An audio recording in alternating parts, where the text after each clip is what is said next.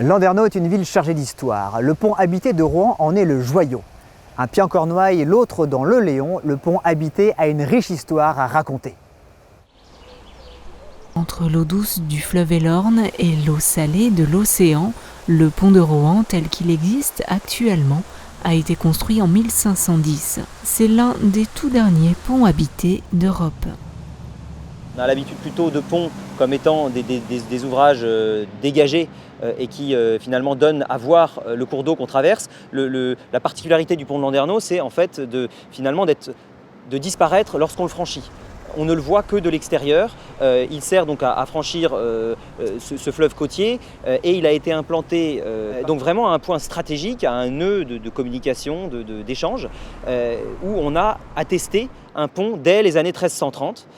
Sans doute à un lieu de passage à gué, en fait, avant la construction d'un ouvrage d'art. Et ensuite, on a un premier pont, en bois sans doute, puis en pierre, certainement à partir de 1510, date de la construction du pont actuel qui est ordonné par le vicomte de Rohan, donc à cette date de 1510, et qui est attesté par la pierre de fondation qui est aujourd'hui présentée sur le pont, qui est un chef-d'œuvre de sculpture et d'épigraphie sculpté donc en gothique, et qui expose les motifs, la date et la personne qui fait construire ce pont, donc le vicomte Jean de Drouin. Le pont est construit avec toutes les caractéristiques de l'époque, donc à la fois un ouvrage d'art qui sert à franchir le fleuve, mais aussi l'installation d'un péage qui en fait permet à la personne qui le construit d'avoir une sorte de retour sur investissement suite à cette construction. Et ensuite, d'autre part, est installée une chapelle, un auditoire de justice et une prison. Ces éléments cristallisent autour d'eux toute une activité urbaine avec ses commerces et son moulin qui occupera la partie centrale du pont. Aujourd'hui, la vie commerçante est toujours très active sur le pont habité. Le pont habité, c'est le cœur de la ville. C'est un endroit qui vit beaucoup, qui est très dynamique, où les Landernéens aiment passer du bon temps et les touristes aussi aiment passer voir notre pont. Donc c'est vraiment un privilège pour nous d'être situés ici et c'est que du plaisir. Je l'aime beaucoup, c'est charmant, c'est intéressant, ça m'attire chaque fois que je suis ici. Avec le poids des siècles et assailli par les marées et les crues fluviales, le pont de Rohan montre quelques signes de faiblesse.